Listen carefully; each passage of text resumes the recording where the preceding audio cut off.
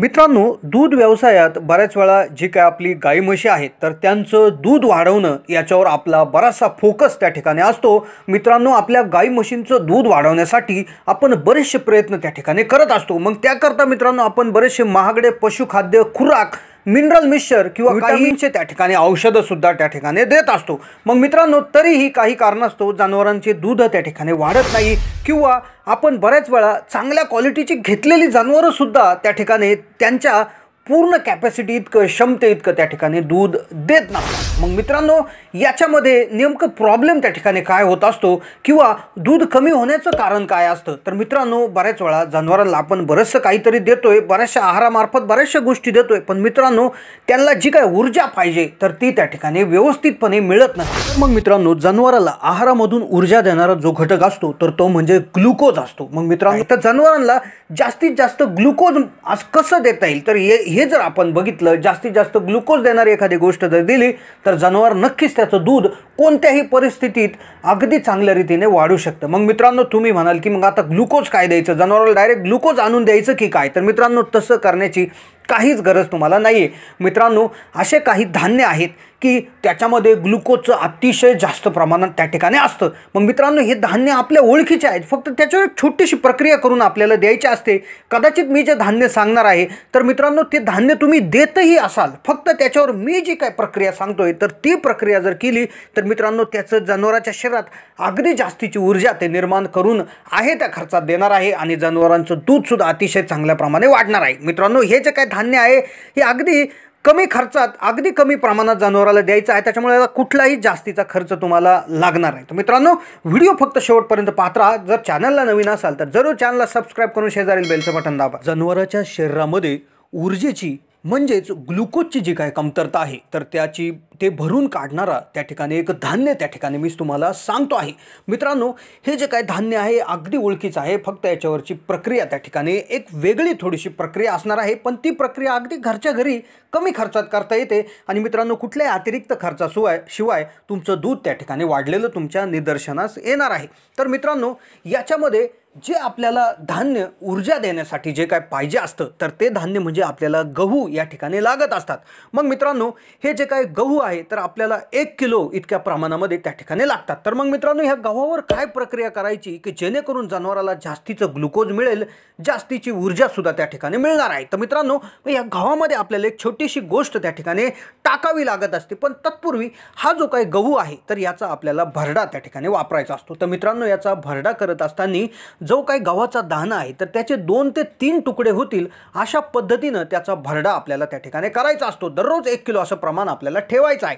तर मित्रांनो, हा जो काही गहू आहे तर याच्यामध्ये जवळपास 70% इतके कार्बोहायड्रेट्स त्या ठिकाणी असतात आणि मित्रांनो याच्यामध्ये फायबर, प्रोटीन, विटामिनची त्या ठिकाणी भरमार त्या ठिकाणी असते। तर असं सुपर फूड हा गहू त्या ठिकाणी आहे। तर मग मित्रांनो, याचा भरडा केल्यानंतर आपल्याला याला भिजवत घालत ठेवायचं असतं। तर हीच प्रक्रिया याच्यावर करायची, पण मित्रांनो याच्यामध्ये अजून एक ऊर्जेचं जे काय बूस्टरचं काम करणार आहे, जनावराला तरतरी मिळून देणार आहे अशी एक गोष्ट याच्यामध्ये अतिशय महत्त्वाची जी टाकायची असते तर ती म्हणजे आपल्याला मित्रांनो साखर याच्यामध्ये टाकायची असते। मग आता मित्रांनो, तुम्ही म्हणाल की ही साखर आपण का टाकतो आहोत? तर मित्रांनो, ही जी काय साखर आहे तर ही ग्लुकोजचं दुसरं रूप आहे। मित्रांनो, जर 100 ग्रॅम साखर असेल तर त्याच्यामध्ये जवळपास 97 ते 98 ग्रॅम नुसतं ग्लुकोज त्याच्यामध्ये असतं। मग मित्रांनो, ही जी काय साखर आहे तर ही काय आपल्याला जास्त प्रमाणात जनावराला द्यायची नाहीये, तर ही फक्त दररोज आपल्याला 500 ग्रॅम किंवा अर्धा किलो इतक्या कमी प्रमाणामध्ये जनावराला आपल्याला द्यायची असते। मग मित्रांनो, ही साखर दिल्यामुळे नेमकं काय फायदा जनावराला होत असतो? तर मित्रांनो,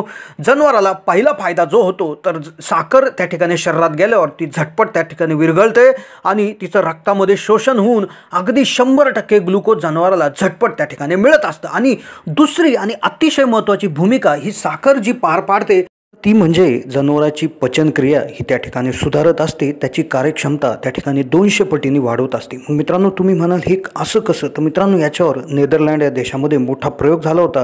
तर मित्रांनो, तिथे जनावरांना अगदी 100 ते 200 ग्रॅम इतक्या कमी प्रमाणात साखर देण्यात आली होती आणि त्यांच्या असं लक्षात आलं की जनावराची पचनक्षमता वाढवण्यासाठी जे जीवाणू कारणीभूत असतात तर त्यांची त्या ठिकाणी वाढ अगदी जास्त प्रमाणात साखर दिल्याने होते। मग याने होतं काय की जनावराच्या शरीरात जो काय चारा गेलेला आहे तर त्याचं पचन चांगल्या प्रमाणे होतं आणि आहे त्या चाऱ्यात जनावराचं शरीर जास्तीचे घटक त्या ठिकाणी ओढायला लागतं आणि त्याचं जास्तीच्या दुधामध्ये रूपांतर व्हायला लागतं. तर अशी साधी पण अगदी महत्त्वाची प्रक्रिया किंवा काम ही साखर त्या ठिकाणी करत असणार आहे. तर मग मित्रांनो, आपण सुरुवातीला 1 किलो त्या ठिकाणी गव्हाचा भरडा घ्यायचा आहे आणि मित्रांनो त्याच्यामध्ये जवळपास 2 ते 3 लिटर पाणी त्या ठिकाणी त्याच्यामध्ये तो भिजत घालायचा असतो. मग मित्रांनो, हा भिजत घालत असताना तुम्ही जी काय साखर घेतलेली आहे, तर जी अर्धा किलो साखर आपण घेतलेली आहे, तर त्या मिश्रणामध्ये त्या ठिकाणी ती साखर अगदी व्यवस्थित टाकून त्याला विरघळून त्या ठिकाणी द्यायचं असतं. मग मित्रांनो, हे व्यवस्थित विरघळल्यानंतर मिक्स केल्यानंतर हे मित्रांनो जवळपास तुम्हाला 12 तास तसंच्या तसंच त्या ठिकाणी ठेवायचं असतं.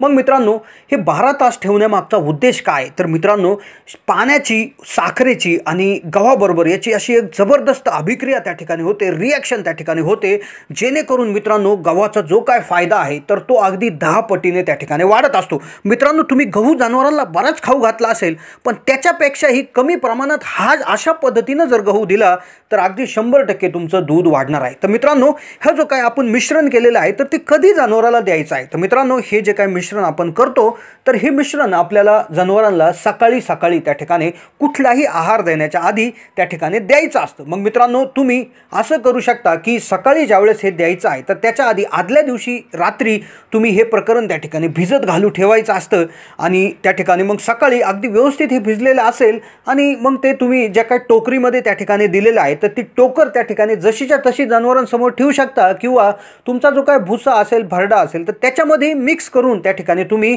देऊ शकता. आता मित्रांनो, मी याच्यामध्ये अजून एक गोष्ट आपल्याला जी ॲड करायची असते, आता मित्रांनो ती गोष्ट काय ॲड करायची ते सुद्धा अतिशय महत्त्वाचं आहे. तर मित्रांनो, याच्यामध्ये अशी गोष्ट काही वेळेस जनावरांना असं होऊ शकतं की साखर दिल्यामुळे काही वेळेस जनावरांना सर्दी होत असते, कारण की मित्रांनो साखर हा थोडासा थंड प्रकृतीने थंड असलेला पदार्थ आहे. मग मित्रांनो, काही वेळेस काय होतं की आता पावसाळ्याचे दिवस आहे, पुढे हिवाळा सुद्धा चालू होऊन जाईल, तर मित्रांनो एखाद्या वेळेस साखरेचा उपाय केल्यामुळे एखाद्या वेळेस जनावराला सर्दी होऊ शकते. तर मित्रांनो, मग याच्यामध्ये सर्दी होऊ नये म्हणून आपण 2 गोष्टी, या दोन्ही गोष्टींपैकी काहीतरी एक गोष्ट त्या ठिकाणी टाकू शकतो. तर पहिली गोष्ट म्हणजे तुम्ही एक 100 ते 200 ग्रॅम तुळशीचे पानं त्या ठिकाणी घ्यायचे आहेत, धुवून त्याला अगदी त्याचं बारीक पेस्ट करून तुम्ही ह्या जे काय आपला भरडा आणि त्याचं मिश्रण आहे साखरेचं त्याच्यामध्ये टाकून जनावरांना देऊ शकता. किंवा दुसरी गोष्ट जी आहे तर जी जनावरांना द्यायची, तुम्ही देऊ शकता सर्दी होऊ नये म्हणून, तर ती गोष्ट म्हणजे मित्रांनो पुदिन्याची जी काय पाने आहेत तर त्याचं सुद्धा 100 ते 200 ग्रॅम प्रमाण देऊन तुम्ही जनावरांना देऊ शकता, की जेणेकरून मित्रांनो याचा तर फायदा तुम्हाला होईलच, पण त्याचबरोबर जनावरांना सर्दीसुद्धा होण्याचा त्रास होणार नाही. आणि मित्रांनो, तुळशीचे अगदी 100 अजून जास्तीचे फायदे तुम्हाला मिळल्याशिवाय त्या ठिकाणी राहणार नाही. तर मित्रांनो, अशा प्रकारे हा उपाय तुम्हाला आता किती दिवस करायचा आहे, तर मित्रांनो हा जो काय उपाय आहे तर हा ॲडिशनल उपाय तुम्ही त्या ठिकाणी महिनाभर करू शकता. मित्रांनो, अगदी सायंटिफिक त्या ठिकाणी उपाय आहे, अगदी याच्यामध्ये कुठल्याही त्या ठिकाणी काडीचाही ठोकताळा त्या ठिकाणी नसणार आहे. दूध व्यवसायातील अतिरिक्त माहितीसाठी तुम्ही या जे काही खाली चित्र दिसत आहेत याच्यावर क्लिक करून तुम्ही त्या ठिकाणी अतिरिक्त जास्तीची माहिती त्या ठिकाणी घेऊ शकता.